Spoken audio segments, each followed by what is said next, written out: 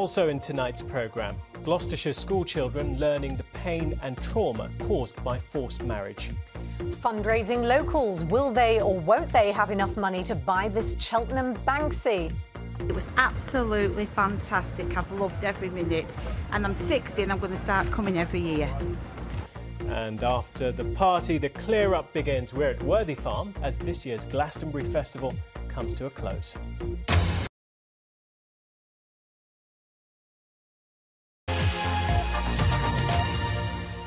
And we're going to have a go as well. Now, the party is finally over. Thousands of people have been pouring out from the Glastonbury Festival. For 4 days, the crowds have rocked to the sounds of everything from Dolly Parton to Metallica and even ballet. How do you rock to ballet? I'll show you later. Well, Andrew Plant has been with them as well. Come rain, shine and especially mud all weekend.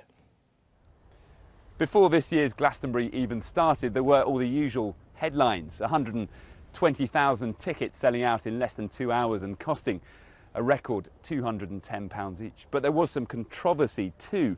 A metal band headlining Glastonbury's Pyramid stage and Dolly Parton bringing country and western to the West Country. Well, now that everyone here prepares to go back to their 9 till 5 today, the headlines today, surprisingly perhaps, will be saying both those acts have been a big success. There you are again with your devil technology. This was the festival where the Deep South came to the Wild West. We are the Parsons family. We're going to be playing with my good sister and second hand, second cousin, third, five. I lose count now. Who knew that Dolly Parton had so many fans so far from home? Best person was probably Dolly Parton. Absolutely fantastic. Loved her. Dolly Parton was good. Obviously, she brought a massive crowd in. Before most are even awake, the first wave of cleaning has already started, and a line like a human Hoover sweeps across Worthy Farm. So it's the morning after the final acts have finished on the Pyramid stage, and you know you could almost stock up for next year's festival just by going around and scooping up what's been left over this year. You can see a pyramid of unwanted items. Here I can see chairs, tarpaulins, rucksacks, there's a hat there. So much to clear up, but the festival will try to recycle it all. It was the year a lightning storm closed the Pyramid stage, but as they take down their tent this morning, for this couple, it was an opportunity not to be missed.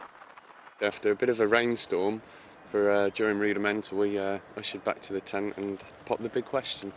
And thankfully she said yes. So it's always going to hold a very special place in our hearts, really.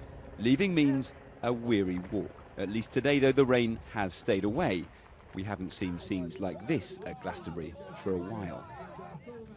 Once the last person leaves, there will be weeks of work. Tractors with magnets will suck up the leftover tent pegs, the metal left behind after what was, after all, a very heavy metal festival.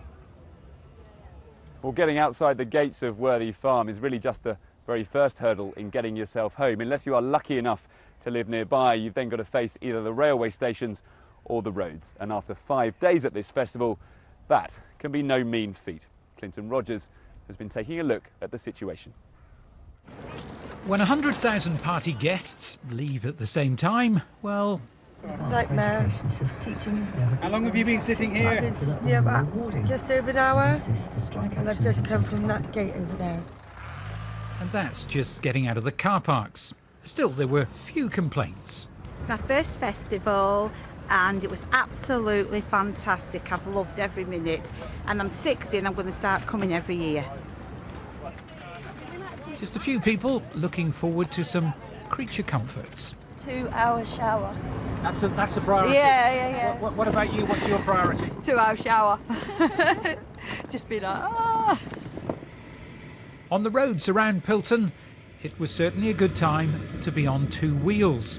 Though in truth, the traffic was moving more freely than in previous years. Westbury, Reading and London Paddington, the next train to arrive. If there was a slight logjam, it was at Castle Carey railway station, the one day of the year when it resembles Paddington. We've already had about 3,000 people pass through the station, and it's only 10 a.m. We're expecting around 10,000 people to pass through the station in total.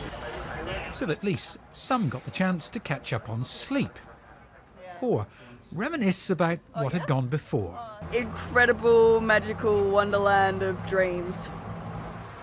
And then home, after the train companies had got rid of those unwanted festival traces. Just getting rid of the mud, yeah. Keep the trains clean. And doubtless most, if they can, back again next year. Clinton Rogers, BBC Points West, Castle Carey. Now, this is normally a working dairy farm, of course. It has a herd of 400 cows, but there is an awful lot to do before it can be used for that purpose. Lots of local people employed to help clean up Worthy Farm, and it will take them several weeks to do so. Now, the bad news for some people, announced by Michael Eavis at this year's festival, is that there will be no Glastonbury in 2017. They're going to have what's called a fallow year. The good news, of course, is that means there are still 2 more festivals before then. Andrew Plant, BBC Points West, at the Glastonbury Festival. That is good news. Do you think those cows come back and go, who did this? What a mess! Why did I do like this? My field.